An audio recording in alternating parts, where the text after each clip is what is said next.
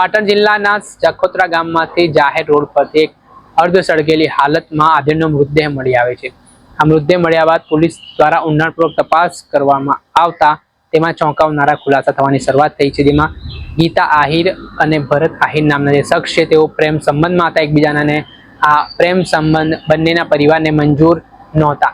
તેના કારણે દ્રશ્યમ મૂવી જોઈને આ બંને યુગલો છે તે આ પ્લાન ઘડે છે, અને એક પ્લાન દરમિયાન કેવી રીતે કોઈ શખ્સની તેઓ હત્યા કરી દે અને પછી તેઓ આ મૃતદેહને સળગાવીને ગીતાનું મૃત્યુ થઈ ગયું છે તે પ્રકારની એક તરકટ કહાની રચીને પરિવારને ગુમરાહ કરે તે માટે આખું કાવતરું ઘડવામાં આવે છે, જેમાં ભરત આહિર 4-5 ગામડાઓમાં મૃતદેહ શોધવા માટે જાય છે.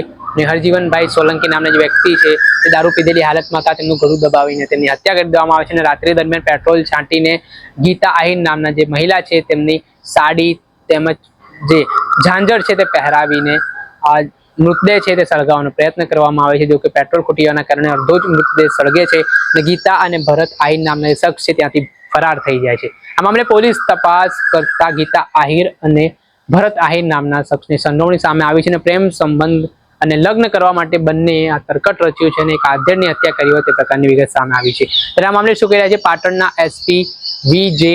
નાઈક તે સાંભળી લો. મંગળવારે વહેલી સવારે સુરેશભાઈ ના ઘરની વાડામાં એક અર્ધ બળેલી લાશ મળી આવેલી, અને એને મહિલાના કપડાં પહેરાવેલા હતા.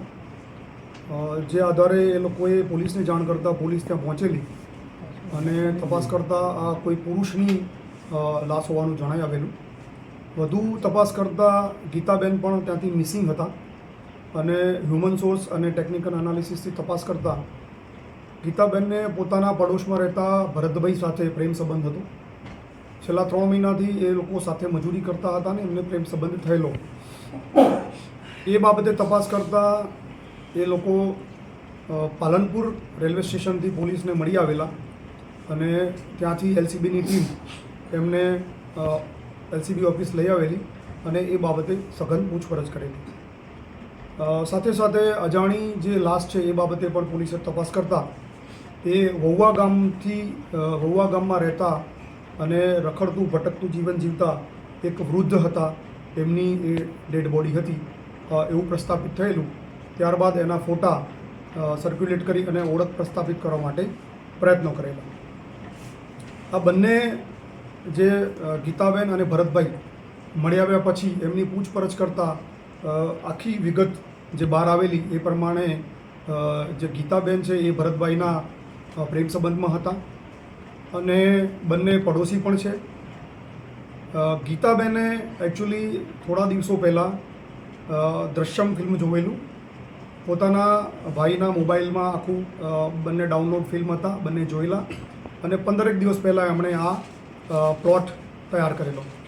એ પ્લોટના ભાગરૂપે ગીતાબેનને ભરતભાઈને એવું કીધેલું કે તારી સાથે મારે જીવન જીવવું છે, આપણે ભાગી જવું છે, પણ આપણે ભાગી જશું તો પરિવારના લોકો શોધીને મને લઈ આવશે અને પછી મને પાછી અહીંયા મૂકી દેશે. તો એના ભાગરૂપે એમણે એવું નક્કી કર્યું કે કોઈ અજાણી સ્ત્રી પુરુષની ડેડ બોડી લઈ આવવી અને એને મારા કપડાં પહેરાવવા અને મારા વાડામાં એને સળગાવી અને આપણે પછી ભાગી જશું તો પરિવારના લોકો એવું માનશે કે ગીતાબેન સળગીને મરી ગયા છે, એટલે એ લોકો મારી શોધખોળ નહીં કરે. આના ભાગરૂપે સોમવારે બપોરે ભરત બોમ્બેથી આવેલો અને બાઇક મારફતે ફરીને આજુબાજુના જે ગામો છે સાતલપુર, દાતરડા, વહુવા, એ ગામમાં એવી વ્યક્તિની શોધખોળ કરતો હતો કે જેને એ પોતે લઈ જઈ શકે, એને મારી નાખી અને પછી સ્ત્રીના કપડાં પહેરાવી શકે. આના ભાગરૂપે એને વહુવામાંથી રાત્રે 7 વાગે એક વૃદ્ધ વ્યક્તિ જે મળી આવેલા એને જઈને એને પોતાની સાથે ચાલો એમ કરીને પોતાની બાઇક ઉપર બેસાડેલા. એને ખેતરની વાડ પાસે લઈ જઈ અને ગળું દબાવી મારી નાખવાની કોશિશ કરેલી, તો એ વૃદ્ધ વ્યક્તિ બેભાન થઈ ગયેલા, અને પછી એને પોતાની બાઇક ઉપર બેસાડી અને પોતાની પીઠ સાથે દોરડું બાંધી અને જાખોત્રા ગામની સીમમાં જ્યાં તળાવ છે ત્યાં એને લઈ આવેલો. ત્યાં લઈ આવ્યા પછી એને ત્યાં ડેડ બોડી મૂકી દીધેલી અને પછી પોતે ગામમાં નીકળી ગયેલું. રાત્રે 1 વાગે એણે ગીતાને ફોન કરી અને આની જાણ કરેલી કે આ જગ્યાએ ડેડ બોડી પડી છે, તું આવી જા. એટલે ગીતા પોતાના ઘરેથી 1 વાગે પોતાની થેલીમાં કપડાં અને પેટ્રોલની 1 લીટરની બોટલ નાખી અને તળાવની જ્યાં ડેડ બોડી મૂકી હતી ત્યાં તળાવની પાળે પહોંચેલી. ત્યાં બંને ગીતાના કપડાં એને પહેરાવેલા, ડેડ બોડીને ઝાઝર પણ પહેરાવેલી. પછી બંને લોકો એને ઉંચકી અને સુરેશભાઈનો જે વાડો છે, એટલે કે ગીતાનું જે ઘર છે એના વાડાની પાછળ લાવી અને પેટ્રોલ છાંટી અને આજુબાજુમાંથી લાકડા લાવી અને સળગાવી અને ત્યાંથી એ લોકો ભાગી ગયા.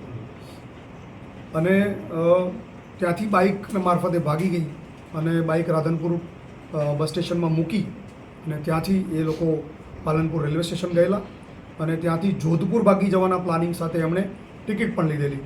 પણ પોલીસની ટીમો, એલસીબીની ટીમો કામે લાગેલી અને ટ્રેક કરતા. દર્શક મિત્રો, એન કવરેજ ન્યૂઝને આપ લાઇક કરી લો, સબસ્ક્રાઇબ કરી લો અને શેર કરવાનું ભૂલતા નહીં.